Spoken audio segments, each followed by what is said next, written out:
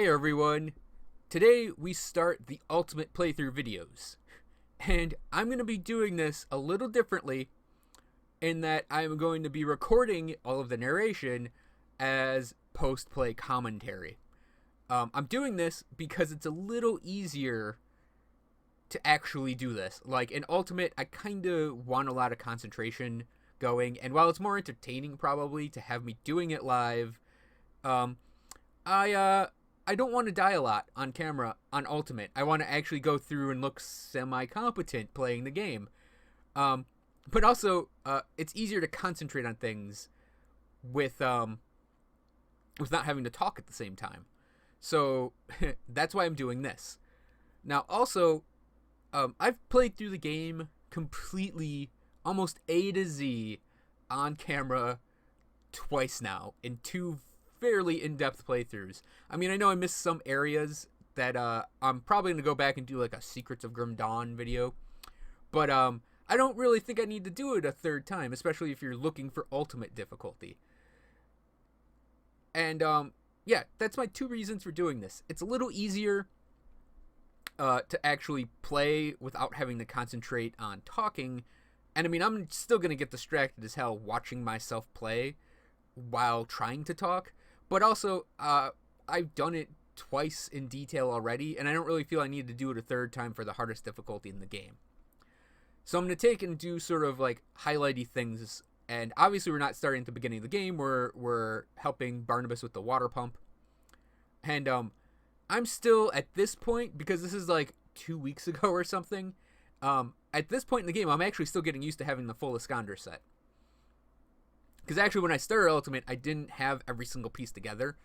And I did okay, but I really wanted to have it all together to really just plow on through Ultimate. So it's sort of like, and this is also Build 29, so it's sort of going to be, in these early videos, I'm still really getting used to the build in this difficulty, compared to the build video I released already. And it's gonna be just highlights as well. So also the sound, I forgot. Ooh, that was a death. So I still die even when I'm not trying to talk while playing Ultimate. But yeah, I forgot. I just recorded the sound wrong on it, so you're not actually going to hear the game volume at all for like 8 videos or something like that. But yeah, eventually it does come back. I just wasn't paying attention because I did it in a non-normal way of recording, so I wasn't paying attention, and that's why we don't have any like game volume right now. And you're probably just going to have to put up with listening to my voice while the game is really awkwardly quiet. So the first thing I wanted to record was not the reanimator, and it wasn't like the Whitemire waypoint or anything like that. I knew I wanted to record this devotion shrine first because the devotion shrines where you have to fight actually get kind of crazy. And this one is like all of the Slilth. Like every single rare Slilth is just going to come after you. And like I mentioned, I'm still getting used to how the Iskander set works and how the difficulty is in Ultimate at this point. So you saw me there just like wander around while I was at half health, kind of waiting to heal up, when I should have just, like, right now is like I should just be going for it because I have the Iskander's absorb screen up. But I didn't actually know I didn't actually know exactly how it worked. So that's why I'm dying a lot. And I mean, the fights are really tough too, but I'm dying, and there's some just really not good play here. Plus, I also get to watch myself play the game, which I rarely get to do. All right, we got the corpse back again. This Slilth is, I think, supposed to be Vyloth, but differently named, because it has the sigil, that big sigil-y thing, and it does the poison and the cold damage. So oh, that was the thing. That was one of the things here. I actually forgot to put an augment, because the shoulders were the last piece I got of the Iskander set. So I forgot to put an augment in them, and it would have been a poison augment, which would have helped this fight quite a bit.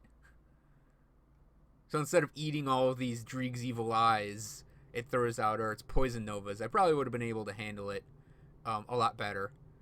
And I believe right here I am panically hitting the potion button. So that was the cave. I don't know what the cave's name is. Just cavern in Foggy Bank in Ultimate. Okay, we're just jumping into the Devil's Aquifer here.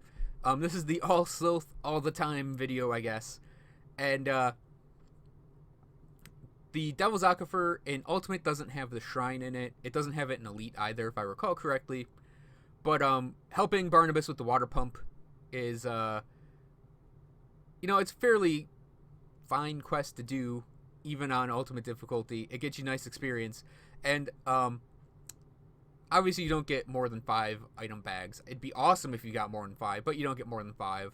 But I would assume if you're still missing some for whatever reason, you could come down here and do this quest and get through and get your 5th item bags, whatever. And I'm also sort of in this getting used to the Iskandra set and what it does for a character. Like against trash mobs, it's really fantastic because of that 20% physical damage resistance it gains is really awesome. I mean, it also gives a crap ton of pierce res, but just having the most common resistance you're going to encounter in the game reduced by 20%, or in my case with the Golemborn Greaves, 25%, is really, really spectacular for survivability. And it's pretty much the reason this character doesn't need to use a shield. Because the Iskandra set is really based off of, like, warrior magery. Because I guess the Iskandra personage in the Grim Dawn world, she obviously made Iskandra's Elemental Exchange, which is the, like, combat mage ability. Because it just gives a melee weapon a crap ton of damage, or a gun. But it gives, I should just say, a weapon just a crap ton of flat elemental damage. So it's very, very much the warrior mage's ability. Now, I do also want to note that since this is build 29 I'm playing this in, we don't have Star Pact at this point. So the build video I posted before is build 30. And really it's about the same. It functions exactly the same. Has more or less the same gearing. It just doesn't pull. It just uses Frozen Core maxed out. And a couple other abilities have a lot of points in it. But, yeah, Star Pact is a really nice upgrade. And it really does help get more Trojan Sky Shards on the battlefield at a time. So, with Ultimate is actually really, really difficult. And, I mean, the Battle Mage looks like he can face tank it really well, which he can. But he still does die a lot. Oh, and we got a... Oh, right. So, I was really surprised to get an Eldenar's Vanity out of that, because that went straight on my Albrecht's Aether Ray character. I was a very happy boy with this one. Oh, and I want to point out, before we finish this video off, that in Ultimate, experience is a little on the thin side while you're fighting, but there are, like, all of the quests give a lot of experience. So even if a quest doesn't seem like it's necessary, you should probably do it anyways, because you'll get a giant chunk of experience out of it. And I think leveling from 75 to 85, like when we turn this in, we just got, 58,000 experience. And there's the Eldenar's Vanity. Yeah. The 58,000 experience is a really, really, really nice jump in experience, and most quests will give you that. So that was basically smacking the Slilth around. Thanks for watching, everyone. I hope you enjoyed this video and this new... I'm gonna give this like a new way of attempting, commentary for Grim Dawn. So thanks for watching, and I'll